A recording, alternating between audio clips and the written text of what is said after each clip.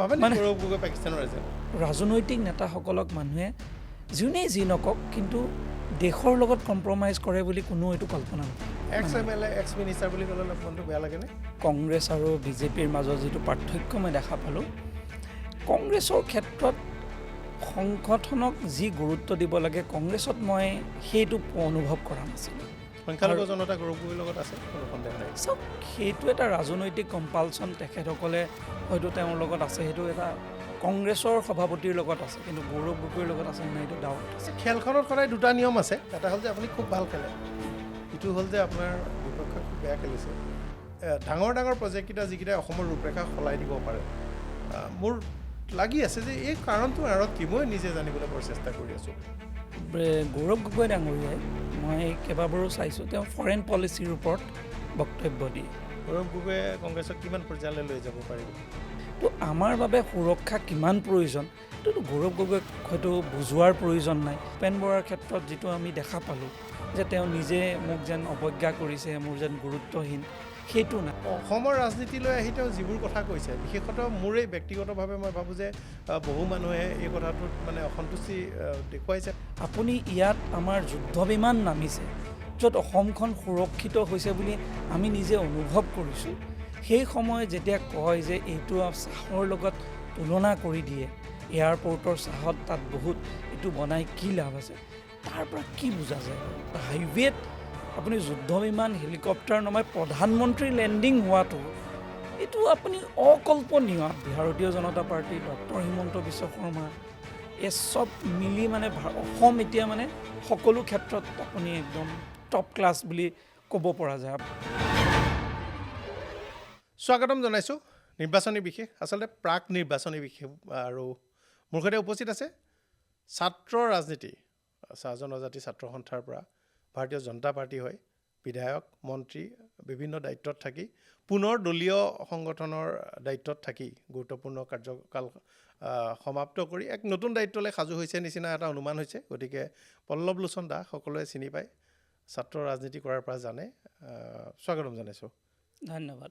আৰু ৰাজনৈতিক সাংবাদিকতা সূত্ৰে এনেকুৱা ধৰণৰ এটা ধাৰণা হৈছে যে পল্লৱ লোচন দাস এটা নতুন দায়িত্বলৈ, নতুন এছাইনমেণ্টৰ বাবে সাজু হৈছে, আৰু সেয়া হ'ব পাৰে আগন্তুক বিধানসভা নিৰ্বাচনত ভাৰতীয় জনতা পাৰ্টিৰ পৰা প্ৰতিদ্বন্দ্বিতা। কেনে প্ৰস্তুতি কিবা চলিছেনে? চাওক, মোৰ সৌভাগ্য, মই ভাৰতীয় জনতা পাৰ্টিৰ লগত জড়িত হোৱাৰ মোৰ সৌভাগ্য হ'ল, আৰু দ্বিতীয়তে এগৰাকী মই ৰাজনৈতিক গুৰু বুলিয়ে কওক বা জ্যেষ্ঠ ভাতৃৰ দৰে হওক, যিগৰাকী ব্যক্তিৰ ছত্ৰছায়াত বা আশীৰ্বাদত ৰাজনীতিলৈ আহিলোঁ। এই ভাৰতীয় জনতা পাৰ্টি আৰু ডক্টৰ হিমন্ত বিশ্ব শৰ্মা ডাঙৰীয়া দুয়োগৰাকীয়ে মানে আপুনি যদি ডক্টৰ হিমন্ত বিশ্ব শৰ্মাক চায় ব্যক্তিগতভাৱে, তেওঁ প্ৰতিটো সময়ত তেওঁ কাম কৰি থাকিব বিচাৰে। নতুন নতুন কাম, নতুন ধৰণৰ পৰিকল্পনা, নতুন পদক্ষেপ তেখেতে সদায় কৰি থাকে। আৰু ঠিক তেনেধৰণে ভাৰতীয় জনতা পাৰ্টিও সংগঠনক শক্তিশালী কৰাৰ নিৰন্তৰ প্ৰয়াস কৰে, আৰু এই দুইটা ব্যৱস্থাৰ মাজত মই জড়িত হৈ আছোঁ। তো সেইকাৰণে প্ৰতিদিনেই কাম কৰাটো সদায় থাকে। দলৰ যিহেতু দায়িত্বত আছোঁ, আজি জেনেৰেল ছেক্ৰেটাৰী বা সাধাৰণ সম্পাদক হৈ আছোঁ, দলৰ কাম কৰি আছোঁ, কিন্তু দলে যেতিয়াই য'ত মোক যি দায়িত্ব দিছে পালন কৰি আহিছোঁ। কিন্তু এতিয়া দলৰ ওপৰত বিবেচনা, দলে যি চিন্তা কৰি পৰৱৰ্তী দায়িত্ব দিব, বা ডক্টৰ হিমন্ত বিশ্ব শৰ্মা ডাঙৰীয়াও কেনেকৈ মই দায়িত্ব পোৱা বা কেনেকৈ কাম কৰাটো তেওঁ বিচাৰে, তেওঁৰো এটা সিদ্ধান্ত থাকিব।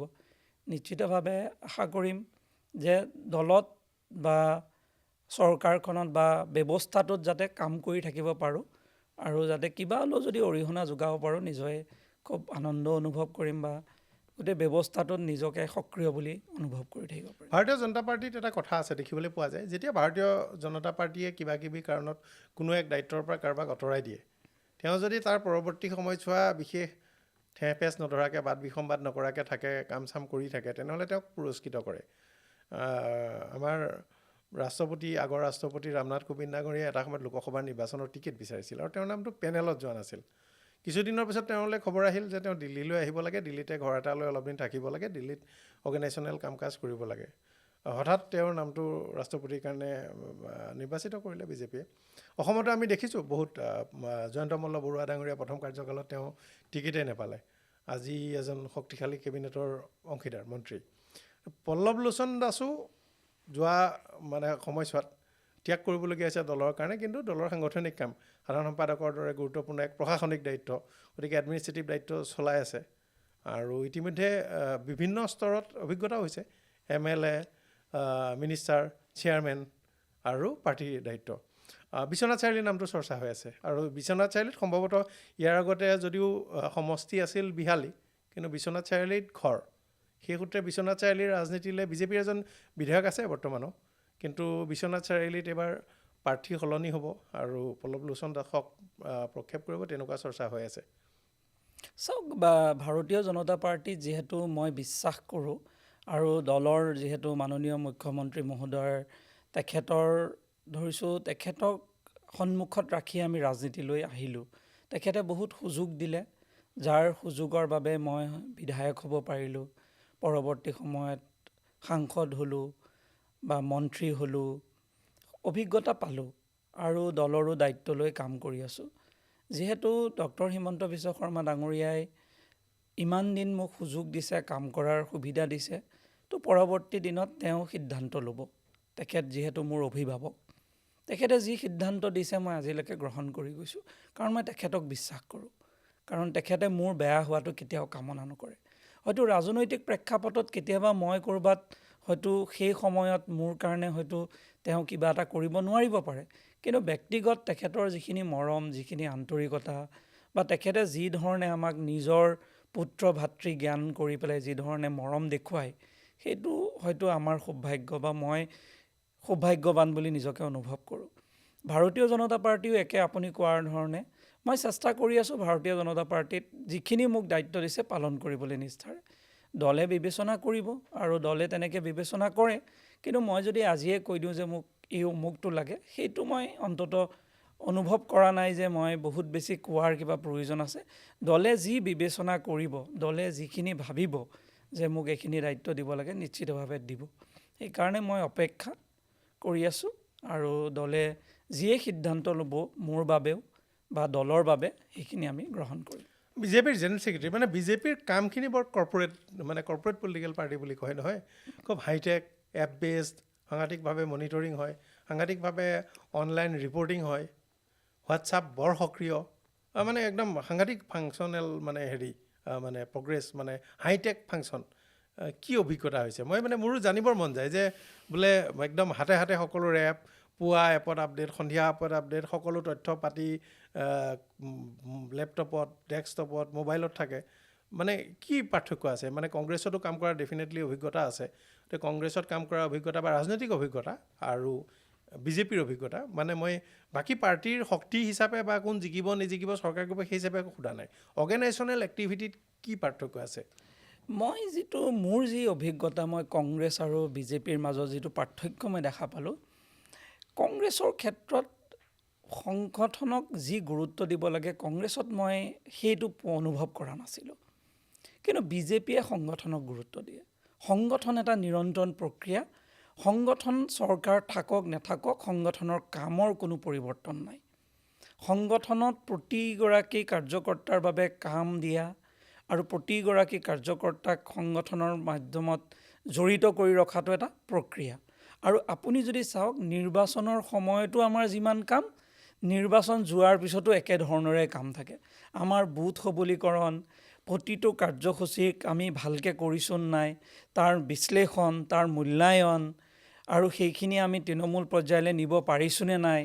চৰকাৰৰ কিছুমান কাৰ্যসূচী আমি লৈ যাওঁ, কিন্তু দলৰ বহুত কাৰ্যসূচী আমি দলৰভাৱে কৰি থাকোঁ। সেইকাৰণে দলটো ইমান বৃহৎ, আৰু দলক সকলো আপুনি যদি মনিটৰ কৰিব লাগিব, আজিৰ বিজ্ঞান আৰু প্ৰযুক্তিবিদ্যাৰ যুগত আপুনি কিন্তু হাইটেক হ'ব লাগিব।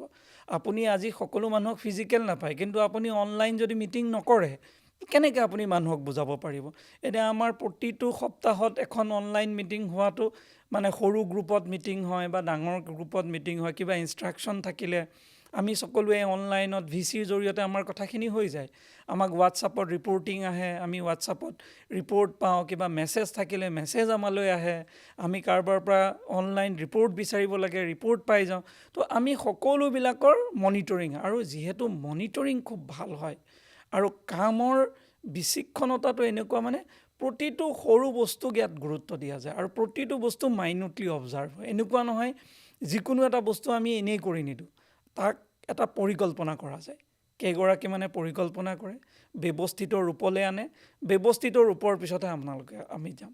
আমি সৰুতকৈ সৰু মানে মিটিংখন কিমান সময় হ'ব, মিটিঙৰ ৰূপৰেখা কি হ'ব, কোনে কথা ক'ব, কিহৰ বিষয়ৰ ওপৰত কথা ক'ব, সিমান পৰ্যন্ত আমি বস্তুটো চাই লওঁ।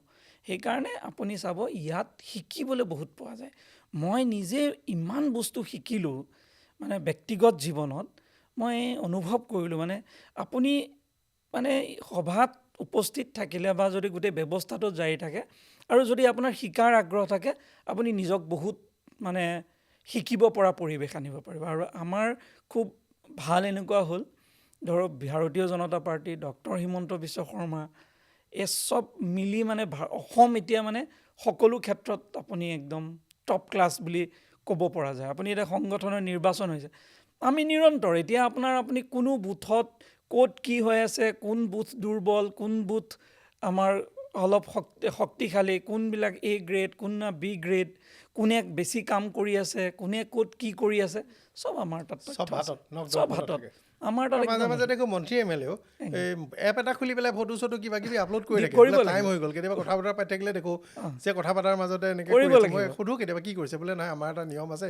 এই কিবা আপলোড কৰিব লাগে, ৰিপৰ্ট কৰিব লাগে। একদম আপুনি কৰিব লাগিব। আপুনি কোনোবা কাৰ্যসূচীলৈ গ'ল, আপুনি তাত ছ'চিয়েল মন্ত্ৰী মিডিয়া, MLA এইবোৰ বুলি সেইটো কথা নাই। কোনো কথা নাই। মন্ত্ৰী MLAৰ কাৰণেও বেছিহে দৰকাৰ। তেওঁ বিষয়টোৰ ওপৰত হৈছে নাই, এইটো মন কী বাত আমি কাৰ্যসূচী, প্ৰধানমন্ত্ৰীৰ মন কী বাত আমি কৰোঁ, আমি প্ৰত্যেকটো বুথত কৰোঁ আৰু প্ৰত্যেকেই উপস্থিত থাকিব লাগিব।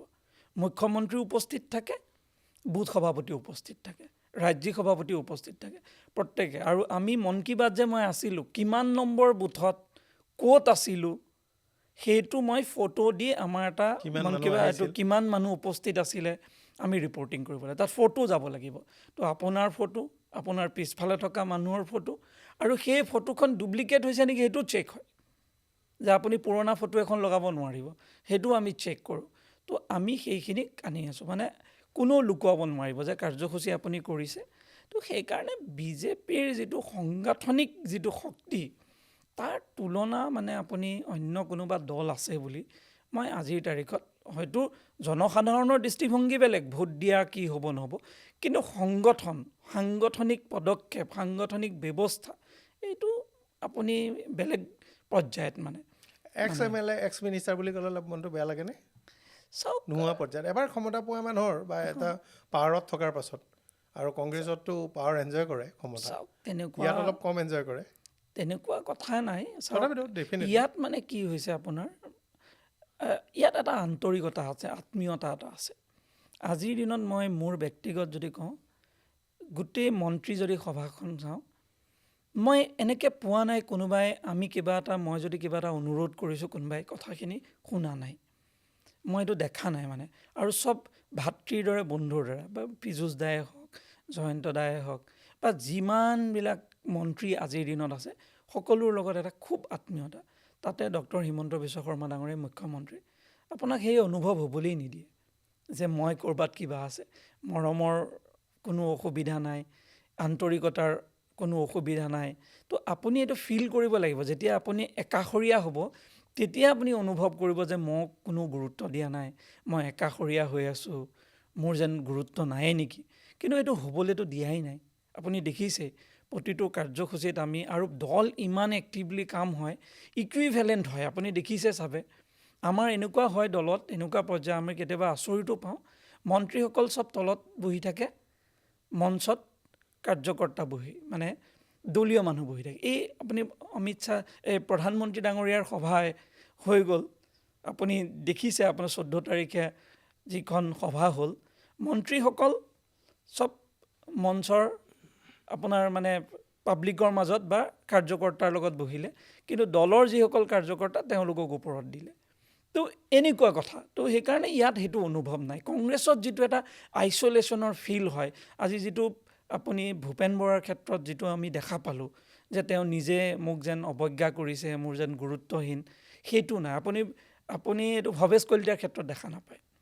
মানে প্ৰাক্তন যিসকল সভাপতি, আটাইকেইগৰাকীয়ে যেন প্ৰতিটো দলৰ কাৰ্যসূচীত সমানে গুৰুত্ব, সমানে মৰম, সমানে গুৰুত্ব, জ্যেষ্ঠ কনিষ্ঠৰ সেই আন্তৰিকতাটো আছে। তথাপিতো ৰাজেন গোহাঁই ওলাই গৈছে দলৰ পৰা একাষৰীয়া হয়। তেওঁ আপুনি জানে তেওঁৰ এটা হয়তো ব্যক্তিগত কাৰণত হ'ব পাৰে, কিন্তু আপুনি অধিকাংশ আপুনি দেখিব সেইটো নাই। আৰু এই আত্মীয়তাটোৱে সংগঠনটো ধৰি ৰাখে। চাওক, এটা সময়ত আপুনি কিবা এটা পদবীত থাকিব, কিন্তু বাকী সময়টো আপোনালোকৰ লগতে সম্পৰ্ক যদি কওঁ, মইতো কেতিয়াও কোনোদিন অনুভৱ কৰা নাই, আপোনালোকেওতো কেতিয়াও মোক সেই দৃষ্টিকোণৰ পৰা চোৱা নাই। আগত মন্ত্ৰী থাকোঁতেও আপুনি যি ব্যৱহাৰ, যি মৰম, একো ছাত্ৰ সংগঠনত থাকোঁতেও সেই পৰাগদা একেই আছে, আজিও পৰাগদা মোৰ কাৰণে একেই আছে। সেই মৰমটোতো আপোনালোকৰ পৰাও আমি পাইছোঁ। তো সেই অনুভৱ, সেই ডিফাৰেঞ্চটো মই ফিলেই কৰা নাই আজিলৈকে। তো সেইকাৰণে মই সৌভাগ্যৱান, হয়তো কোনোবা কাৰোবাৰ ক্ষেত্ৰত হ'ব পাৰে, কিন্তু মোৰ ক্ষেত্ৰত মই পোৱা নাই। আৰু সেইকাৰণে মই ভাবোঁ যে কোনেও সেইটো হ'বলৈও দিয়া নাই বা সেইখিনি কেয়াৰো কৰিছে চাগে, আৰু লগৰ মানে মাজত ৰাখা যেনো মোৰ অনুভৱ হয়। সেইকাৰণে মই কিন্তু ফিল কৰা নাই, মানে মোটামুটিকৈ সুখী বুলি ক'লেও মই দুখ মোৰ ইমান মই অনুভৱ কৰা নাই। গৌৰৱ গগৈয়ে কংগ্ৰেছক কিমান পৰ্যায়লৈ লৈ যাব পাৰিব? চাওক, গৌৰৱ গগৈ আমি সমসাময়িক একেলগে ৰাজনীতি কৰিছোঁ বুলি ক'ব পাৰি। আমি 2011 যেতিয়া বিধায়ক হৈছোঁ, তেতিয়া গৌৰৱক মই প্ৰথম সেই সময়ত পাইছিলোঁ। তাৰপিছত 2014 হৈছে, আমি গম পাইছোঁ। কিন্তু আজিৰ যিটো প্ৰেক্ষাপট, সেই প্ৰেক্ষাপটে সকলো কথা স্পষ্ট কৰিছে যে আজিৰ প্ৰেক্ষাপটত কি ধৰণৰ পৰিৱেশ। আজি গৌৰৱ গগৈৰ শেহতীয়াকৈ যিখিনি বিষয় মাননীয় মুখ্যমন্ত্ৰী ডাঙৰীয়াই উপস্থাপন কৰিলে, এইটো মানে ইমাজিনেশ্যনৰ বাহিৰত। মই নিজেও মুখ্যমন্ত্ৰীৰ লগত টেলিফোনত কথা পাতি মই নিজেই তেখেতক কৈছোঁ, তেখেতে কৈ আছিলে আগতে বহু কথা, মই নিজে কৈছোঁ যে আমিতো কল্পনা কৰা নাই এনেকুৱা এটা পৰিৱেশ হ'ব পাৰে নেকি, এনেকুৱা এটা পৰ্যায়লৈ যাব পাৰে নেকি। চাওক, আমি মানে ৰাজনৈতিক নেতাসকলক মানুহে যোনেই যি নকওক, কিন্তু দেশৰ লগত কম্প্ৰমাইজ কৰে বুলি কোনো এইটো কল্পনা নহয়। মানে দেশভক্তটো মানে প্ৰায়ৰিটি। কোনোবাই কৰাপশ্যন হ'ব পাৰে, কোনোবাই কোনোবা কথা কওঁতে ভুল ক'ব পাৰে, কিবা অলপ এগ্ৰেছিভ হ'ব পাৰে, কিন্তু দেশক লৈ কম্প্ৰমাইজ নকৰে। কাৰণ আমি সংবিধানক লৈ শপত খাওঁ। সেইকাৰণে আমাৰ সেই কমিটমেণ্টটো যেন থাকে ভিতৰত, এনেকুৱা এটা ফিল হয়। বিধায়ক হ'লেও আপুনি সংবিধানৰ নামত শপত লয়, সাংসদ হ'লেও আপুনি শপত লয়, মন্ত্ৰী হ'লেও শপত লয়। সেই শপতৰ ফিলিং এটা আহে, কিন্তু মই নিজে অনুভৱ কৰোঁ। কিন্তু গৌৰৱ গগৈ ডাঙৰীয়াই কিয় এনেকুৱা পৰ্যায়লৈ গ'ল, বা কি তেওঁৰ এনেকুৱা কম্পালচন থাকিলে যে গোটেই কথাখিনি অসমৰ মানুহক তেওঁ নিজে ক'ব লাগিছিলে, বা কি কৰিলে, ই কিন্তু মই ভাবোঁ সকলো ৰাজনৈতিক ব্যক্তিৰ প্ৰতি প্ৰশ্নবোধক চিন দিলে। গৌৰৱ গগৈ, আমি লোকসভাত যিমান হিন্দী ইংৰাজীত ভাষণ ইত্যাদি শুনো বা চাউণ্ড বাইট ইত্যাদি দিল্লীত দিয়া পাওঁ, তাৰ পৰা তেওঁক এজন চেঞ্জিবল লিডাৰ নিচিনা লাগে। অসমৰ ৰাজনীতিলৈ আহি তেওঁ যিবোৰ কথা কৈছে, বিশেষতঃ মোৰেই ব্যক্তিগতভাৱে মই ভাবোঁ যে বহু মানুহে এই কথাটোত মানে অসন্তুষ্টি দেখুৱাইছে বা প্ৰকাশ কৰিছে। এই যে আমাৰ লেণ্ডিং ফেচিলিটিটো কৰিলে মৰাণৰ ওচৰত, বা কাজিৰঙাৰ এলিভেটেড কৰিডৰ, বা এনেকুৱা কেইবাটাও কথাত তেওঁৰ যি স্থিতি, মই দীঘলীয়া দিন ধৰি তেওঁক সাংবাদিক হিচাপে নজৰত ৰাখিছোঁ, বা তেওঁৰ পৰ্যবেক্ষণত ৰাখিছোঁ, বা তেওঁৰ বা বাতৰি কৰিছোঁ। খুব সম্ভৱতঃ 2006 চনত অসমৰ মিডিয়াত গৌৰৱৰ প্ৰথম ইণ্টাৰভিউটো ময়ে লৈছিলোঁ, যদিও তাৰ পাছৰ পৰা তেওঁ এটা এলিট এটা অভিজাত মানে এটা ক্লাছ মেইনটেইন কৰা হ'ল, গতিকে সিমান বিশেষ মানে কি যোগাযোগত নাথাকে। কিন্তু মই 2006 চনৰ নিৰ্বাচনৰ আগে মই লোৱা ইণ্টাৰভিউটোৰ পৰা আজিলৈকে দেখিছোঁ যে এইটো এটা সাংঘাতিক, মানে কেতিয়াবা এনেকুৱা হয় যে ইমান এনেধৰণৰ স্পৰ্শকাতৰ বিষয় এটাত এনেধৰণৰ দায়িত্বহীন মন্তব্য কেনেকৈ কৰিব পাৰে।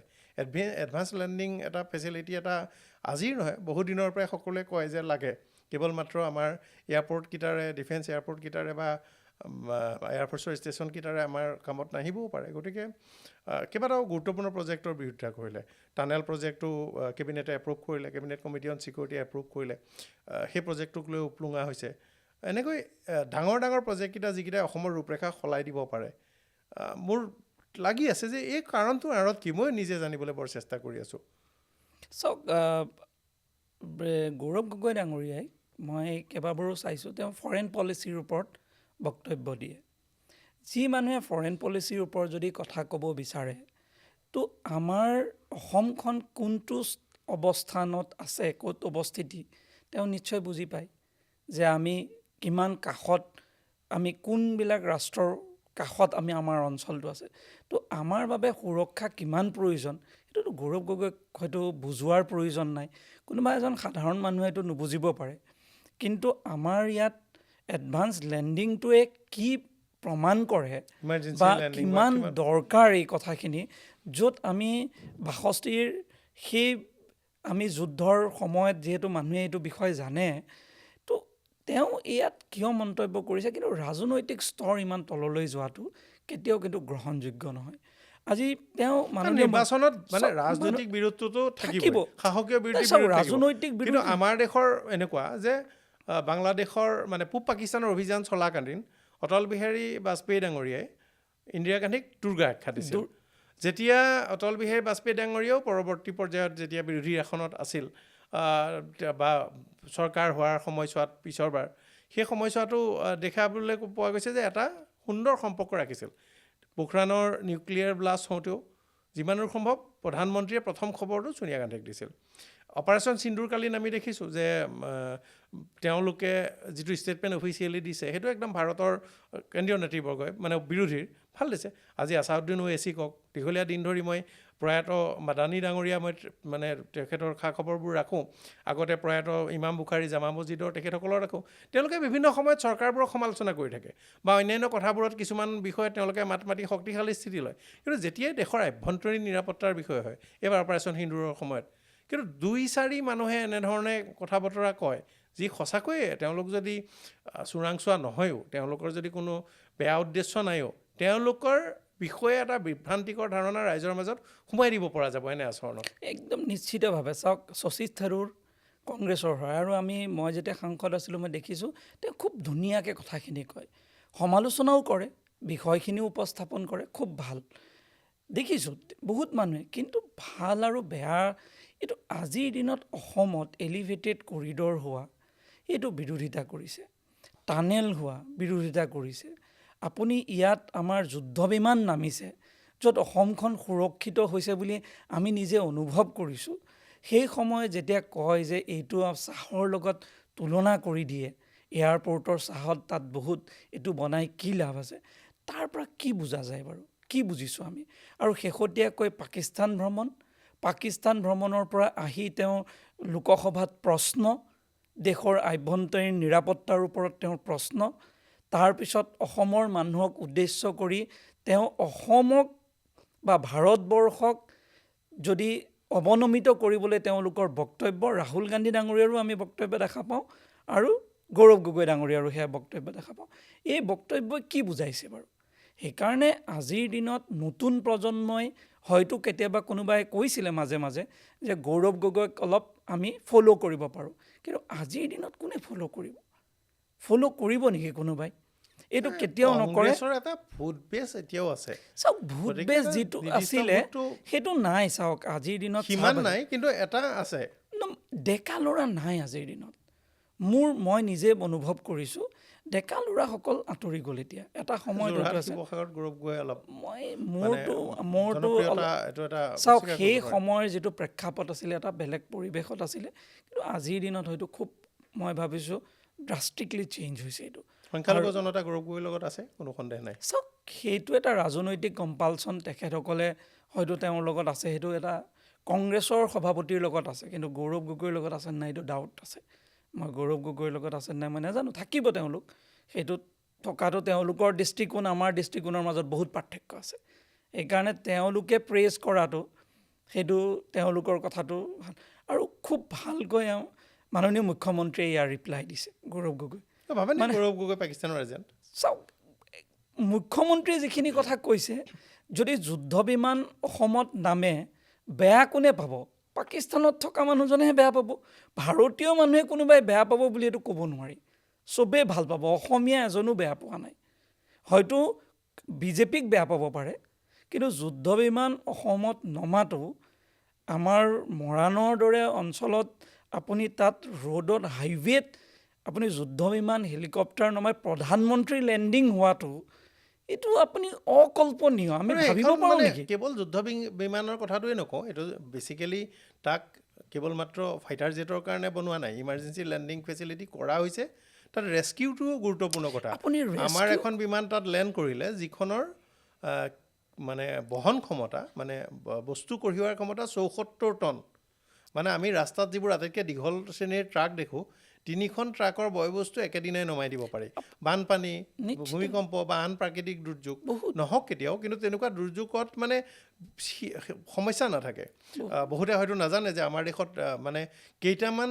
বিষয় সদায় ষ্টেণ্ড বাই থাকে তাৰ ভিতৰতে যেনেকৈ NSC কামাণ্ডো এখন প্লেনত বহি ষ্টেণ্ড বাই মানে মোটামুটি প্লেনত বহি থকাৰ নিচিনাকৈ তেওঁলোক থাকে ঠিক তেনেকৈ আমাৰ দেশত কেইবাখনো plane load relief material stand by থাকে আধা ঘণ্টা এঘণ্টামানৰ ভিতৰত তেওঁলোকে আচলতে দেশৰ মুৰব্বীসকলৰ পৰা সিদ্ধান্ত লৈ টেক অফ কৰিব পাৰে গতিকে সেইবোৰো তাৰ সেই গ্ৰহণযোগ্যতাও আছে আমি কেৱল মাত্ৰ ইয়াক যুদ্ধ লাগিলে যুদ্ধ লাগিব কিন্তু নেলাগিলে আন ব্যৱহাৰো হ'ব পাৰে চাওক আপুনি আমাৰ স্তৰটো আপুনি বিবেচনা কৰক আমি যেতিয়া স্কুলত পঢ়োঁ আমি কলেজত পঢ়োঁ অসম কেনেকুৱা স্থিতিত আছিলে আমি কেনেকুৱা ৰাস্তা দেখিছিলোঁ আজিৰ দিনত যেতিয়া আমাৰ ৰাস্তা হাইৱেৰ মাজত যেতিয়া হেলিকপ্টাৰ লেণ্ড কৰে বা যুদ্ধ বিমান লেণ্ড কৰে তাৰমানে ই আমাৰ সুৰক্ষা আমাৰ নিৰাপত্তা আমাক ভৱিষ্যত দুৰ্যোগৰ পৰা আমাক সকলো ধৰণৰ সুৰক্ষা প্ৰদান কৰা আৰু লগতে আমাৰ উন্নয়নৰ এক স্পষ্ট বাৰ্তা প্ৰেৰণ কৰে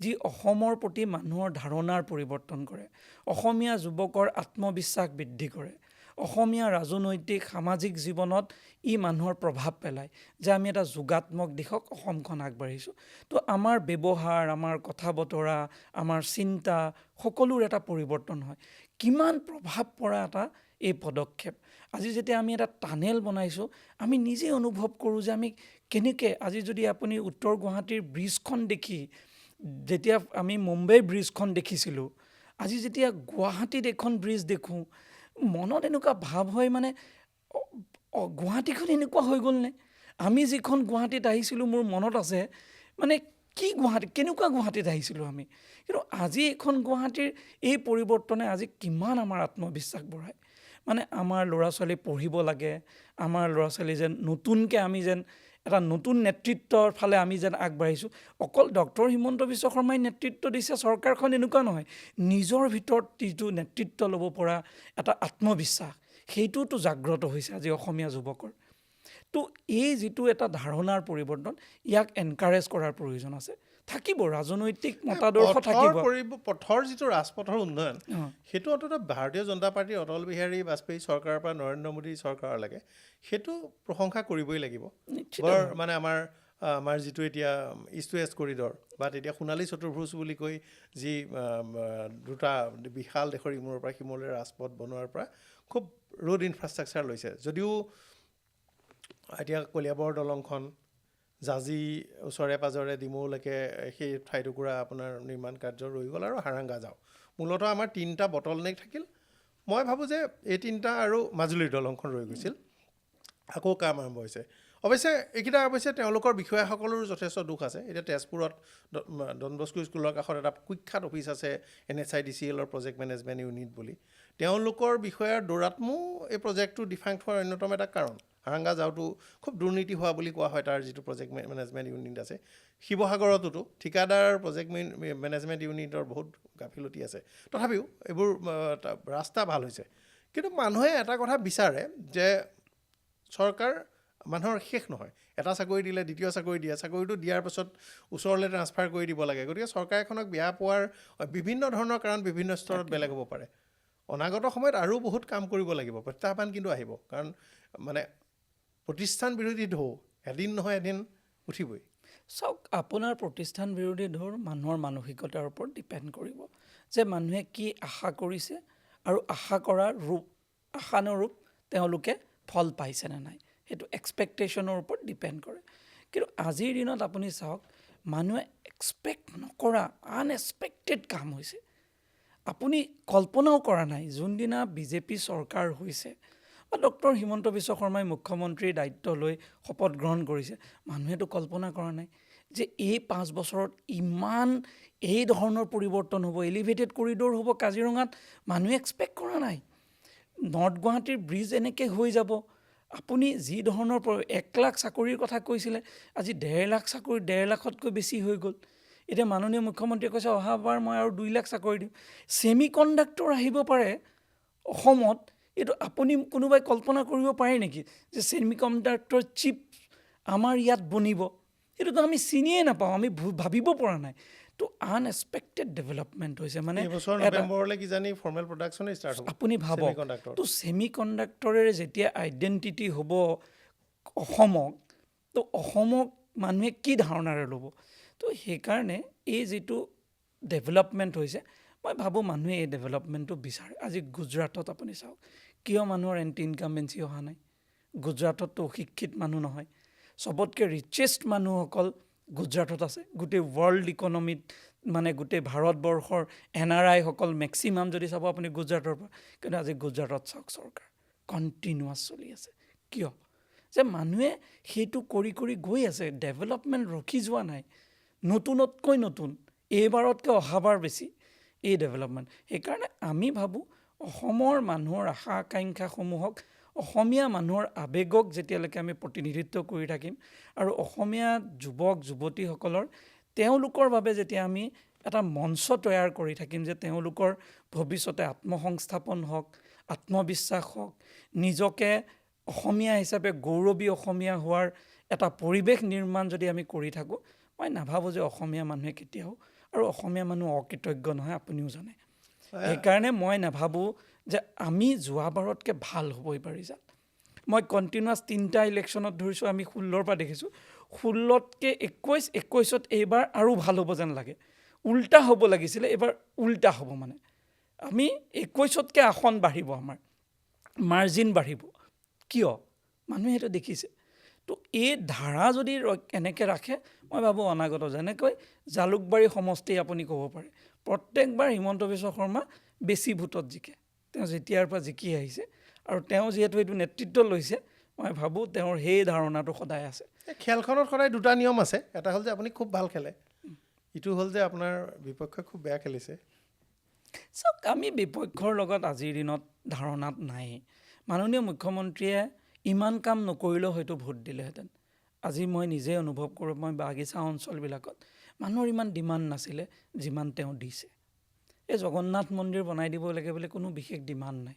প্ৰাথমিক বিদ্যালয় বনোৱাৰ কথা কৈছিলে, কিন্তু হাইস্কুল বনাই দিব বুলি এইটো ভবা নাই। আপুনি আমাৰ যেনে তেনে চৰকাৰী 3rd গ্ৰেড 4th গ্ৰেডত চাকৰি এটা পালেই হৈ যাব। তেওঁ কৈ দিলে যে আমি গেজেটেড অফিচাৰো মই ৰিজাৰ্ভ কৰি দিম। সেইটো নক'লেও হয়তো হ'লহেঁতেন, কিন্তু তেওঁ সেইটো কৰা নাই। তেওঁ মাটিৰ পট্টা দি দিব বাগিচাৰ শ্ৰমিকক, এইটোতো কোনো কল্পনা কৰা নাই, কোনো ভবা নাই, দি দিলে। তাৰ ওপৰত তেওঁ কৈছে যে মই PMIY ঘৰো দিম, আৰু ঘৰবিলাক ৰিপেয়াৰিং কৰিবলৈ 1 লাখ টকাকৈও দিম। তো আপোনাৰ এইটো নক'লেও আপুনি ৰাজনীতি কৰিব পাৰে, কিন্তু তেওঁ কিয় কৰিছে? আপুনি সেইটোৱে আপুনি তেওঁ সেইটোত লৈছে। ঝুমুৰক কিমান পৰ্যায়লৈ ল'বলৈ আপুনি ভাবকচোন। ঝুমুৰক যিটো পৰ্যায়লৈ তেওঁ নিলে, মানে বাগিচাৰ শ্ৰমিক এজনৰ হীনমান্যতাক আঁতৰাই আত্মবিশ্বাসলৈ ৰূপান্তৰ কৰা, অসমীয়া জাতীয় জীৱনৰ লগত একাকাৰ কৰি এটা বিশ্বত এনেকুৱা এটা মঞ্চস্থ কৰা, এইটো ৰাজনৈতিকভাৱে আপোনাৰ কিবা প্ৰয়োজন আছিল নেকি? ইস্তাহাৰতটো ক'তো নাই। কিয় কৰিছে? তেওঁ সেইটো যে অসমৰ প্ৰেক্ষাপট পৰিৱৰ্তন হওক। কংগ্ৰেছটো কোনো লাইনত নাই আজিৰ দিনত। কংগ্ৰেছে মানে আপুনি তেওঁলোকৰ কথা বতৰাবিলাকত অন্তত ভাল 2টা পৰামৰ্শও যদি দিলেহেঁতেন, হয়তো মানুহে সেইটোও ভাল পালেহেঁতেন। কিন্তু ইমান নিগেটিভ কথা, চাকৰি যোৱাৰ পিছতো তেওঁলোকে কয় চাকৰি হোৱা নাই, মানুহে হাহাকাৰ কৰি আছে। ইমান ডেভেলপমেণ্ট হোৱাৰ পিছত তেওঁলোকৰ দিনততো তুলনা কৰি চাব পাৰে যে কি ডেভেলপমেণ্ট হৈছিলে। মোৰ মনত আছে, আমি যেতিয়া 2011ত বিধায়ক হৈছোঁ, ছাত্ৰ সংগঠনৰ পৰা আহিছোঁ, মানে আমিতো স্কুলৰ ল'ৰা ছোৱালীবিলাকৰ লগত অলপ সম্পৰ্ক। মই সেই সময়তে মোৰ মনত আছে যে আমি এডমিশ্যন ফিজ দিব নোৱাৰোঁ। মানে বিধায়কসকলৰ ওচৰত মানুহে এডমিশ্যন ফিজ বিচাৰি যায়, বা কেতিয়াবা বেমাৰ হ'লে মানুহে পইচা বিচাৰি যায়। সেই সময়তে মোৰ মনত আছে, মই তৰুণ গগৈ ডাঙৰীয়াক ৰিকুৱেষ্ট কৰিছিলোঁ যে আমাক কিবা এটা ফাণ্ড দিব লাগে, যাতে আমি সেইখিনি অলপ ৰিকুৱাৰমেণ্ট, আমি সেইখিনিও মানে ধাৰণা নাছিলে। আজিৰ দিনত চাওক, বিধায়কক কেনেকৈ মাননীয় মুখ্যমন্ত্ৰীয়ে কেনেকৈ, সৰু কথা, নিযুত মইনা আঁচনি আহিব, বিনা পইচাত এডমিশ্যন হ'ব, স্কুটি পাব, এতিয়া ল'ৰাই স্কুটাৰ পাব, আপুনি ফ্ৰী কলেজত আপুনি পঢ়িব, ডিগ্ৰী আপুনি পষ্ট গ্ৰেজুৱেটলৈকে পাৰিব, ৰিচাৰ্চ কৰিলে আপোনাক স্কলাৰশ্বিপ দিব। সেইটো আপুনি কি বুলি ক'ব মানে? কিন্তু সাৰ্বজনীন হিতাধিকাৰী আঁচনি মই বিৰোধী। মই ভাবিছোঁ যে যাক লাগে তাক লাগিলে বেছিয়ে দিয়ক। এজনক যদি লাগে 1 লাখ 2 লাখ 3 লাখ টকাও চিকিৎসাৰ কাৰণে দিয়ক, কিন্তু প্ৰতিজনকে দিবলগীয়া ব্যৱস্থাটোৰ পৰা ক্ৰমাৎ আঁতৰি আহিব লাগিব। মানুহৰ আজি চাওক, আশা যে 26 চনত যিখন চৰকাৰ হ'ব, চাওক সেই কিছুমান চৰকাৰখনে লাহে লাহে হিতাধিকাৰীৰ পৰা চাওক আঁতৰি এইখিনিক আপুনি হিতাধিকাৰী বুলি ক'ব নোৱাৰে। কেনেকৈ বাগিচাবিলাকত কেনেকুৱা হয়, মই বাগিচা বা দুখীয়া মানুহৰ কথা কওঁ। যদি এটা আঁচনি থাকে তেওঁহে পঢ়াব পাৰিব, তেওঁ বিধায়কক এপ্ৰ'চ কৰিব নোৱাৰে। কেতিয়াবা বহুত মানুহ আছে কোনোবাই চিনিয়ে নাপায়, বিধায়কজনৰ ওচৰত যাবলৈ হয়তো কোনোবা এজন বেলেগ মানুহৰ থ্ৰুৱেদি যাব, আৰু সেইটো গৈ নোপোৱাৰ কাৰণে তেওঁ সেই বেনিফিটৰ পৰা বঞ্চিত হৈ যায়। যাৰ এক্সেছ আছে তেওঁ যাব, যাৰ এক্সেছ নাই তেওঁতো নাপাব। কিন্তু আজিৰ দিনত মুখ্যমন্ত্ৰীয়ে যিটো সাৰ্বজনীন কৰিছে, এজন দুখীয়া ঘৰৰ ল'ৰাইও পৰিকল্পনা কৰিব পাৰে যে মই MA কৰিম। নাই, স্কুটি দিয়াতকৈ মই চাইকেলখন লেপটপটো দিলে বেছি ভাল পাওঁ। এডমিশ্যন সেয়াও দিছে চাওক, আৰু সেয়াও দিছে। কিতাপ-পত্ৰ দিয়া নিঃসন্দেহে ভাল। আপুনি এইটো সেয়াও কথা। মাননীয় মুখ্যমন্ত্ৰীয়ে সেয়াও দিছে। আপুনি যদি চাই স্কুলত আপুনি চাইকেলো দিছে, আৰু অলপ উদগনি দিবৰ কাৰণে দিছে। মানে ইনডাইৰেক্টলি এনকাৰেজমেণ্টটো আপুনি হয় বস্তুৰে হওক বা মানসিকভাৱে পৰিৱৰ্তনে কৰা হওক, আপোনাক ৰাজহুৱা স্থানত মাতি আনি সন্মান দিয়া হওক। কিন্তু আগৰ ফাৰ্ষ্ট ডিভিজন পোৱা মানুহক কেতিয়াবা সন্মান দিয়া হৈছে, আমিতো কেতিয়াবা আমাৰ দিনবিলাকততো আমি পোৱাই নাই। কেতিয়াবা কোনোবা সংগঠনে কেতিয়াবা ক'ৰবাত দিছে, কিন্তু চৰকাৰী ব্যৱস্থাত একো নাছিলে।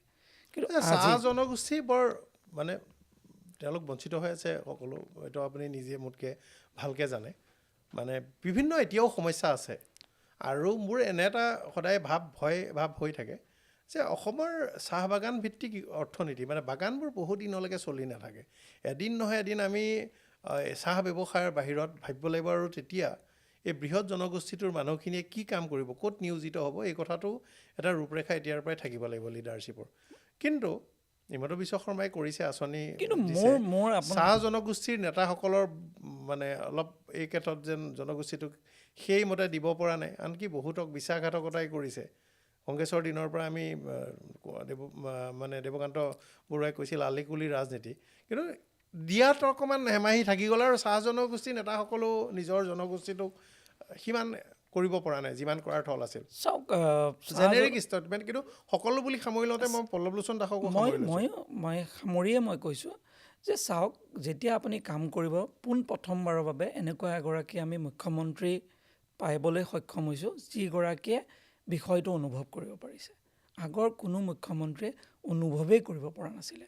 সেইকাৰণে সমস্যাখিনিক গুৰুত্ব দিয়া আছে। ভোটটো পাইছোঁ, ৰাজনৈতিক দৃষ্টিকোণৰ ফালৰ পৰা মোৰ কামখিনি হৈ আছে, সেইটোলৈকে সীমাবদ্ধতা আছিলে। কিন্তু ডক্টৰ হিমন্ত বিশ্ব শৰ্মাই তাৰ ওপৰলৈ গ'ল। তেওঁ আৱেগখিনি বুজি পালে, দুখখিনি বুজি পালে, কষ্ট বুজি পালে, আৰু তাৰ নিৰাময় কৰিছে।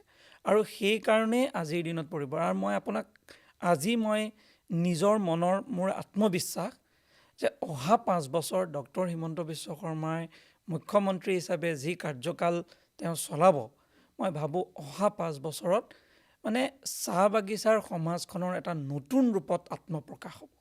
মই আপোনাক আজি হয়তো মই কোৱাটো, কিন্তু মোৰ সেইটো আত্মবিশ্বাস যে আত্মপ্ৰকাশ কৰিব ডক্টৰ হিমন্ত বিশ্ব শৰ্মাৰ নেতৃত্বত চাহ বাগিচাৰ সমাজখনে। আপুনি এটা অভূতপূৰ্ব মানসিক আৰু ব্যক্তিত্বপূৰ্ণ এখন সমাজ, যিখন সমৃদ্ধশালী সমাজ বুলি কওঁ, সেই সমাজলৈ ৰূপান্তৰ হ'ব। কাৰণ আমি কেৱল হিতাধিকাৰী নকৰিলে আপুনি চাওক, কাৰণ আপুনি এটা আশংকা সদায় চাওক, সংকটৰ ACS অফিচাৰ এজন থাকিছেই। বনোৱাটো সেইটো হিতাধিকাৰী নহয়।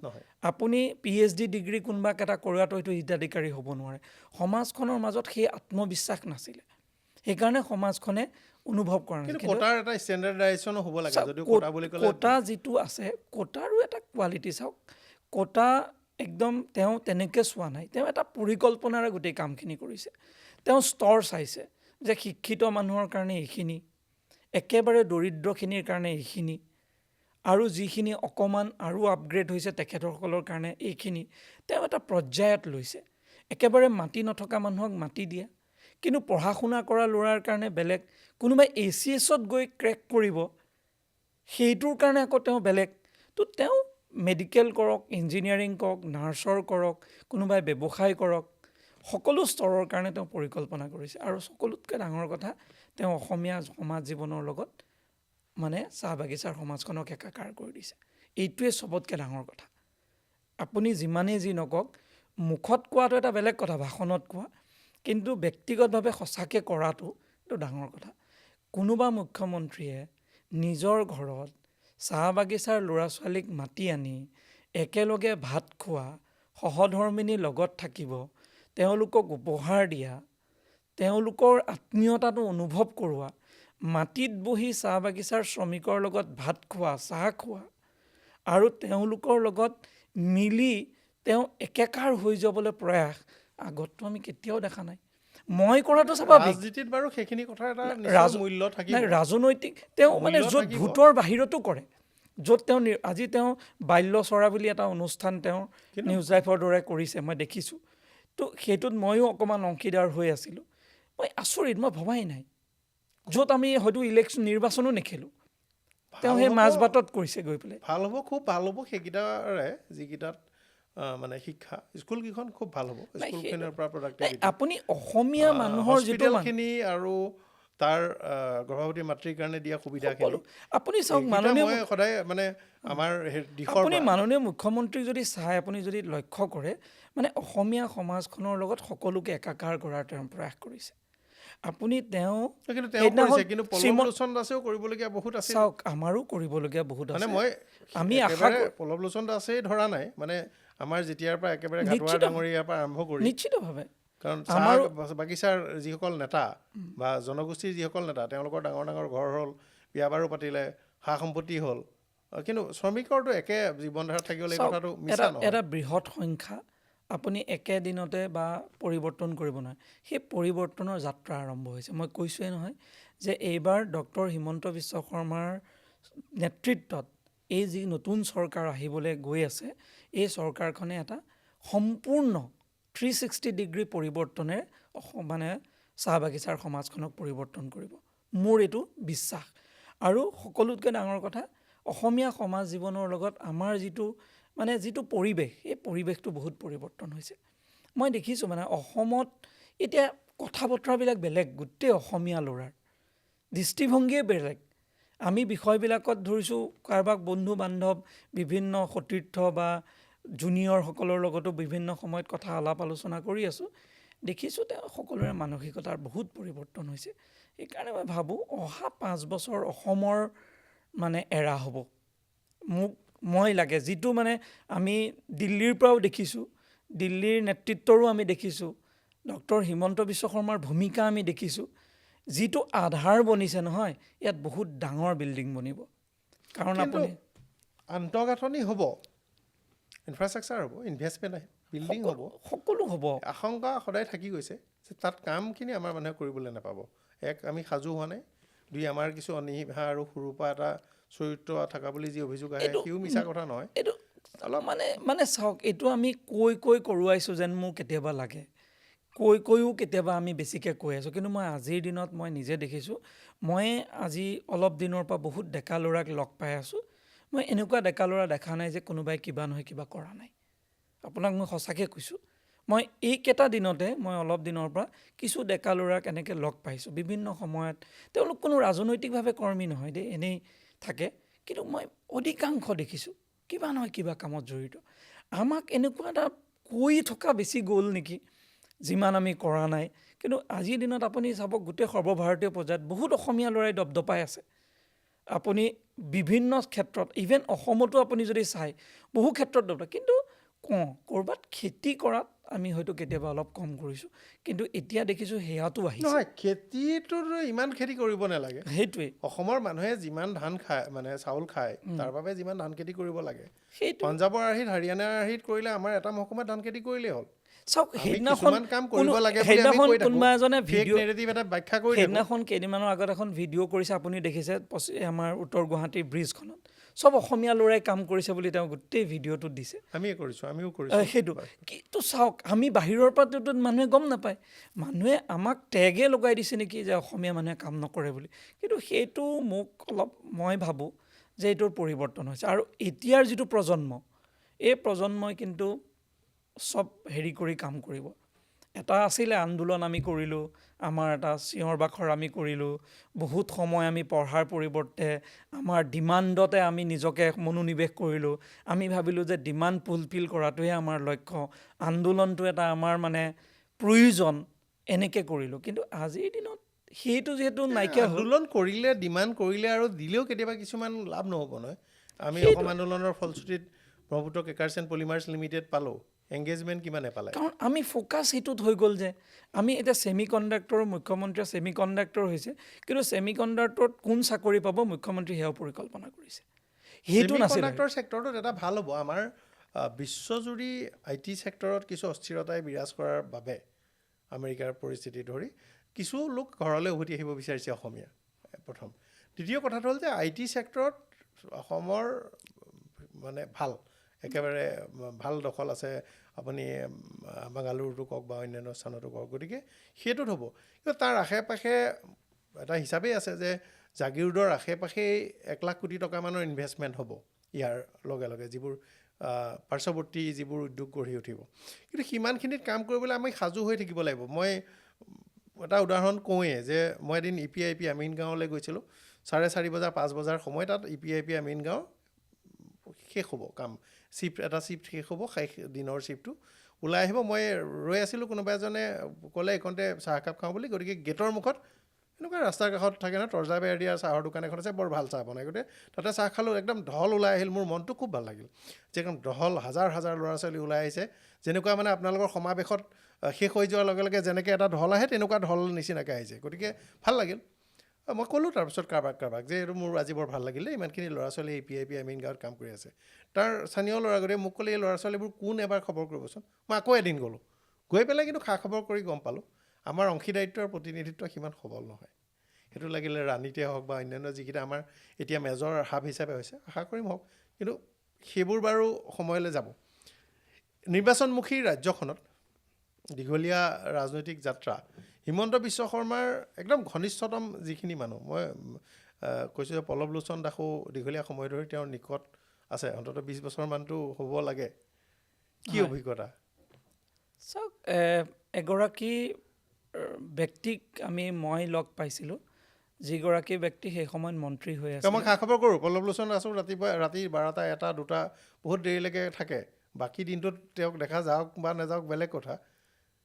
চাওক, সেয়া তেখেতৰ মানে কি হয়, আপুনি ডক্টৰ হিমন্ত বিশ্ব শৰ্মাৰ লগত থকা সময়কণতে মানে নিজে উৰ্জাবান অনুভৱ কৰা যায়। মই নিজে অনুভৱ কৰিছোঁ, বহুত কথা শিকিব পাৰোঁ তেওঁৰ পৰা। আৰু সৌভাগ্য, তেখেতক এগৰাকী ব্যক্তিক লগ পাইছিলোঁ, সেইদিনাখনতো চিনি নাপাওঁ, তেখেতক মন্ত্ৰী হিচাপে দেখিছিলোঁ, সংগঠনৰ কাম কাজত ক'ৰবাত সভা সমিতিত লগ পাইছিলোঁ।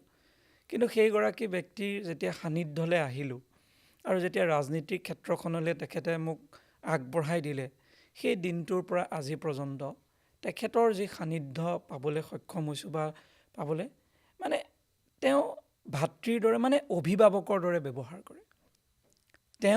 তেওঁহে কি ক'ব, মই কি কৰিব লাগে, আমাৰ তেওঁৰ ওপৰত কোৱাৰ অধিকাৰ নাই।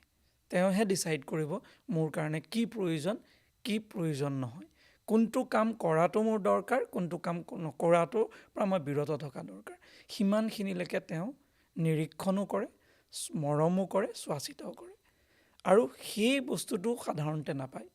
তেওঁ আজি অসমৰ প্ৰেক্ষাপটত তেওঁ যেনেকৈ ৰাজনৈতিক পৰিৱৰ্তন এটা আনিবলৈ সক্ষম হ'ল, দৃষ্টিভংগীৰ পৰিৱৰ্তন আনিলে, সকলো বদলাই দিলে। যে মন্ত্ৰী এজন আগত যেনেকৈ থাকে, তেওঁ মন্ত্ৰীৰ গোটেই পৰিভাষা বদলাই দিলে, মুখ্যমন্ত্ৰীৰ পৰিভাষা বদলাই দিলে। আগৰ মুখ্যমন্ত্ৰী মানে গোটেই পৰিভাষা সম্পূৰ্ণ এজন ৰাজনৈতিক ব্যক্তিৰ পৰিভাষা বদলাই দিলে।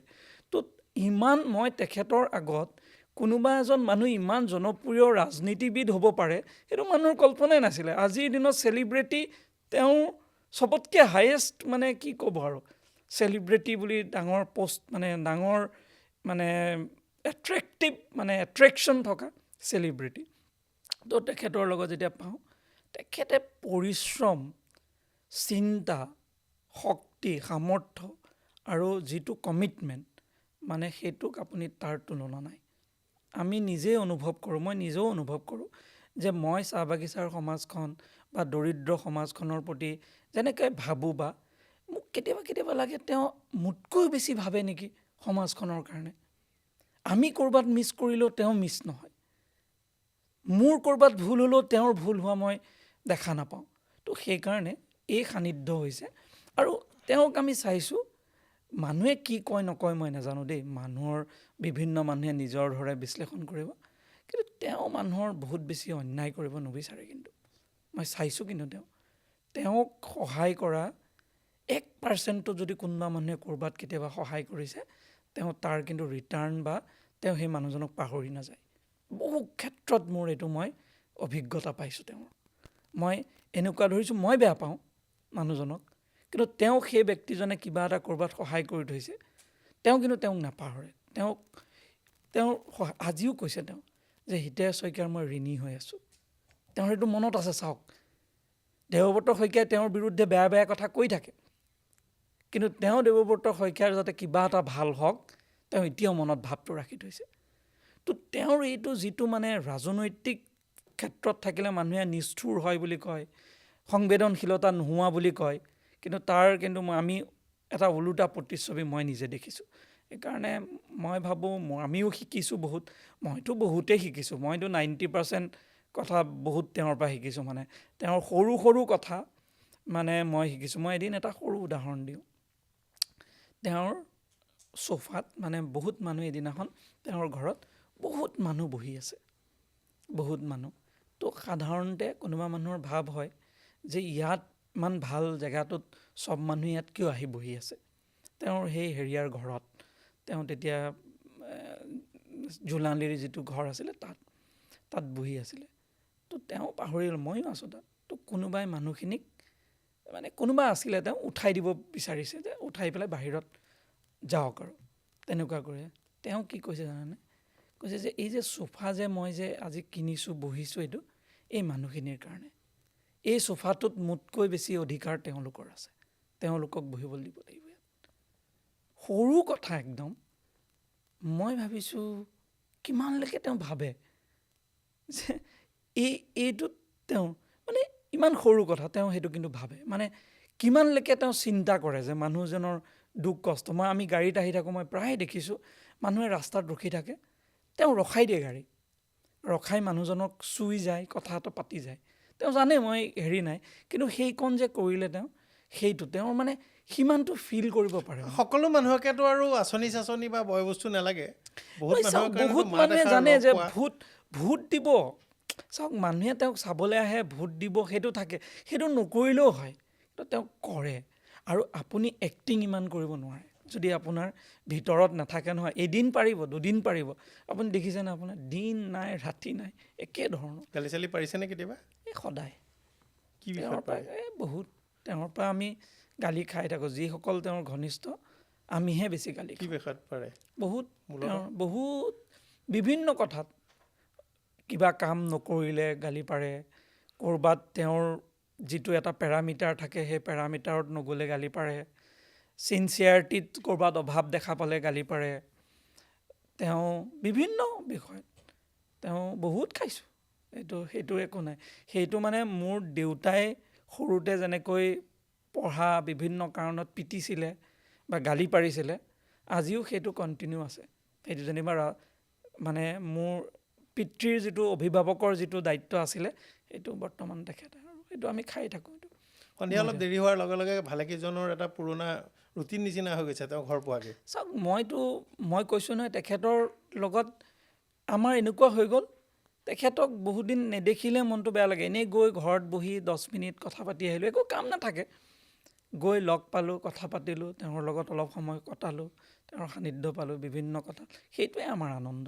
আমাৰ একো নাই। আমি বহুত এনেকুৱা গাড়ীত তেওঁৰ লগত গৈছোঁ, মোৰ একো কাম নাই, তেওঁৰে কাম, গাড়ীত লগত গৈছোঁ, তেওঁৰ সেইটোৱে আমি আনন্দ। সেই গাড়ীত কথা পাতি গ'লোঁ, কিবা কৰিলোঁ, লগত থাকিলোঁ, সময় কটালোঁ, তাৰে 10টা কথা আমি আলোচনা কৰিলোঁ, সেইটোৱে। আৰু সেইটো মানে কেনেকুৱা মানে কেতিয়াবা হয় নহয়, কিছুমান ব্যক্তিৰ লগত আপোনাৰ সময় কটাই ভাল লাগে, যে কম্পালচন নহয় কিন্তু দেই, এইটো কম্পালচন নহয়। মুখ্যমন্ত্ৰীগৰাকীৰ ওচৰলৈ গৈছোঁ এইটো নহয়। ডক্টৰ হিমন্ত বিশ্ব শৰ্মা, মই মোৰ ব্যক্তিগতভাৱে কৈছোঁ, তেওঁ একো নাথাকিলেও সেই একেধৰণেই থাকিব, কাৰণ সেই মৰমটো মানে আমি ফিল কৰোঁতো। এতিয়া মোৰ বন্ধু এজন, মই একদম বেয়া দিনত মই স্কুলত থাকোঁতে কলেজত থাকোঁতে আছে, আজিওতো মোৰ কাৰণে একেই হয়। সি মোক তই বুলিয়ে মাতে, সি মোক একে ব্যৱহাৰেই কৰে, সি টানকৈ ক'বলগীয়া আছে টানকেই কয়, তাৰ লগত কোনো ডিফাৰেঞ্চ নাই নহয় মোৰ পষ্টটোৰ।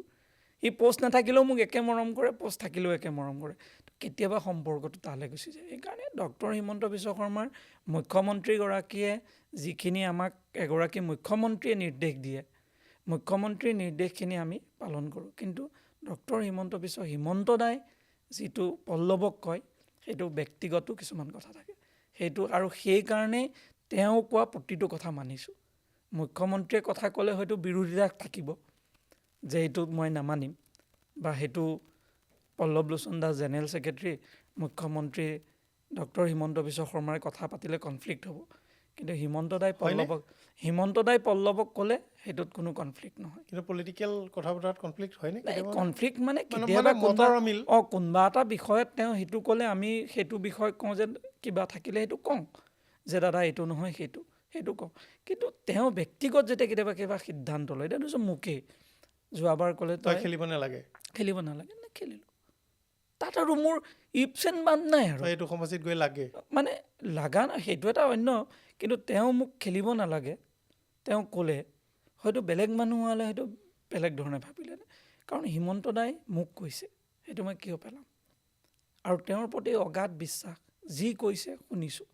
আৰু তেওঁ মোক আজি মানুহে ক'ব পাৰে, কিন্তু আপুনি ভাবি চাওক 16 চনত তেওঁ মন্ত্ৰী মোকে বনাইছে, আকৌ প্ৰথম মন্ত্ৰীসভাত তেওঁ স্থান দিছে, গুৰুত্বপূৰ্ণ পৰ্টফলিঅ' দিছে, সাংসদো হয়তো তেওঁ কৰোৱাইছে, দলত দায়িত্বও দিয়াইছে, বহুত কৰিছে তেওঁ। বিজেপিত কিন্তু সাধাৰণ সম্পাদক বৰ ডাঙৰ পদবী। চাওক মই 3rd টাইম হৈছোঁ। মই ৰঞ্জিত দাস ডাঙৰীয়া সভাপতি থাকোঁতে সেইটোৱে মই সাধাৰণ সম্পাদক ৰঞ্জিত দাস ডাঙৰীয়াৰ লগত কৰিলোঁ, ভৱেশ কলিতা ডাঙৰীয়াৰ লগতো জেনেৰেল ছেক্ৰেটাৰী দায়িত্ব পালোঁ, এইবাৰ দিলীপ শইকীয়া ডাঙৰীয়াৰ লগতো সাধাৰণ সম্পাদক হৈছোঁ।